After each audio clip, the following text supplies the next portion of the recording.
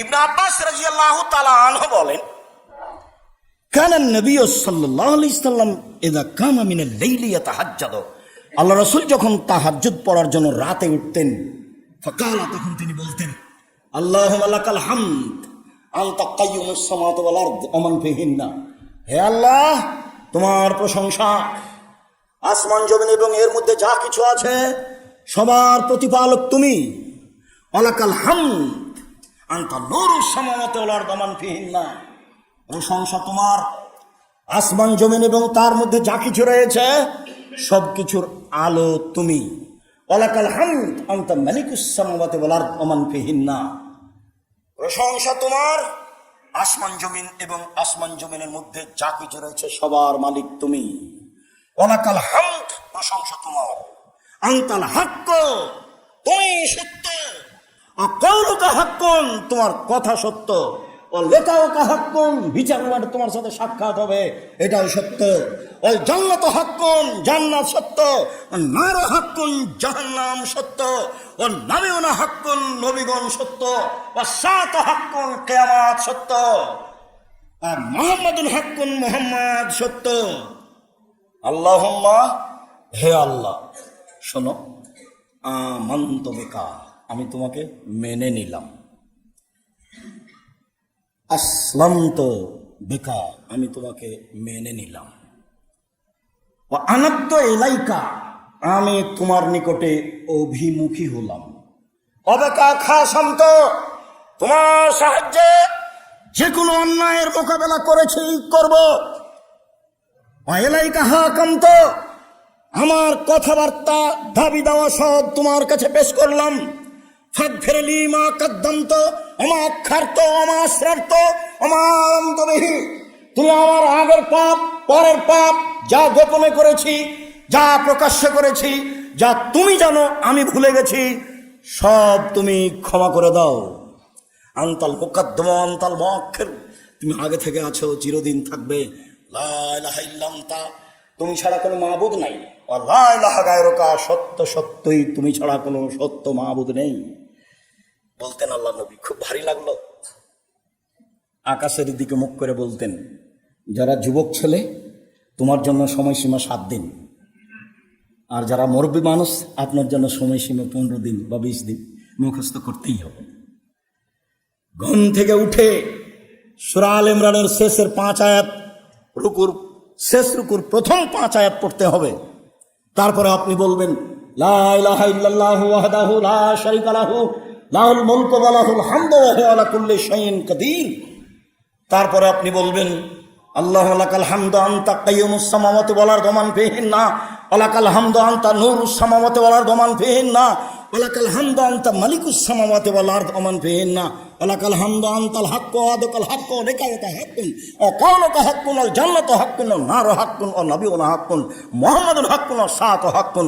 আল্লাহুম্মা লাকা আসলামতু বিকা আমানতু আলাইকা তাওয়াক্কালতু ওয়া ইলাইকা আনাবতু বিকা খাসামতু ইলাইকা হাকামতু ফাগফির লি মা কদ্দামতু ওয়া মা আখারতু ওয়া মা আসরারতু ওয়া মা আলামতু ওয়া আনতা আ'লামু বিহি মিন্নি, আনতাল মুকাদ্দিমু ওয়া আনতাল মুআখিরু, লা ইলাহা ইল্লা আনতা লা ইলাহা গায়রুক। এই পর্যন্ত পড়ে তখন অজু করতে যাবেন। পেশাব পায়খানার প্রয়োজন থাকলে যাবেন। অজু করে অন্তত 2 রাকাত সালাতে চলে যাই, অন্তত। আবু হুরায়রা রাদিয়াল্লাহু তাআলা আনহু বলেন, রাসূল সাল্লাল্লাহু আলাইহি সাল্লাম বলেছেন, মান আইকাজা হালাহু ফাসাল্লায়া আও সাল্লা রাকাতাইন জামিয়ান, কেউ যদি রাতে নিজে উঠে স্ত্রীকে ঘুম থেকে উঠায়, 2 জন মিলে সালাত আদায় করে 2 রাকাত, আর না হলে 2 জন মিলে একসাথে 2 রাকাত সালাত আদায় করে। একসাথে 2 রাকাত সালাত আদায় করলে আপনি আগে দাঁড়াবেন আর আপনার স্ত্রী পিছে দাঁড়াবে, পাশাপাশি নয়। 2 রাকাত সালাত আদায় যদি করে তাহলে কুতিবা মিনাজ যাকিরিনা যাকিরাত, যারা আল্লাহকে ডাকে পুরুষ নারী, ওদের যে তালিকা আছে আপনাদের 2 জনের নামটা সে তালিকায় লিখে দেওয়া হবে। এই কথা রাসূল সাল্লাল্লাহু আলাইহি ওয়াসাল্লাম বলেন। তাহলে 8 রাকাত, না হয় 6 রাকাত, না হয় 4 রাকাত, নিচে নামতে নামতে নামতে 2 রাকাতে চলে আসলাম। রাসূল সাল্লাল্লাহু আলাইহি ওয়াসাল্লাম বলছেন, কেউ যদি উঠে তার স্ত্রীকে জাগায়, সুন্দর করে ওযু করে 2 রাকাত সালাত আদায় করে, তাহলে তাদের 2 জনের তালিকাটা চলে আসবে, যারা আল্লাহকে ডাকে তাদের তালিকায়। যারা আল্লাহকে দিন রাত ডাকে, সুবহানাল্লাহ, আলহামদুলিল্লাহ, আল্লাহু আকবার বলে।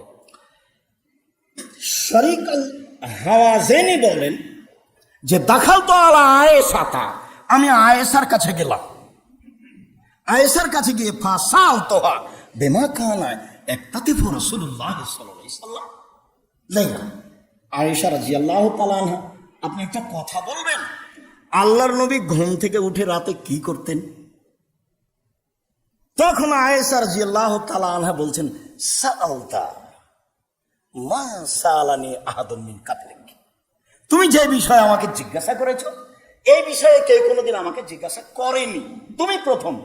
শোনো, এই যে হাব্বা মিনাল লাইলি, যখন আল্লাহ রাসূল ঘুম থেকে উঠতেন তখন বলতেন আল্লাহু আকবার কাব্বারা আশারান, আল্লাহু আকবার 10 বার, ওয়া হামাদাল্লাহ আশারান, আলহামদুলিল্লাহ 10 বার, সুবহানাল্লাহি ওয়া বিহামদিহি আশারান, সুবহানাল্লাহি ওয়া বিহামদিহি 10 বার, আর সুবহানাল মালিকিল কুদ্দুস 10 বার, ও আস্তাগফিরুল্লাহ আশারান 10 বার, লা ইলাহা ইল্লাল্লাহ 10 বার, সুম্মা ইফতাতিহু সালাতা, তারপরে সালাত শুরু করতেন। এতক্ষণ পর্যন্ত যা বললাম সেটা যদি ভারী হয়ে যায় তাহলে এখানে চলে আসি। এতক্ষণ পর্যন্ত যা বললাম সেটা যদি ভারী হয়ে যায় তাহলে এখানে চলে আসি।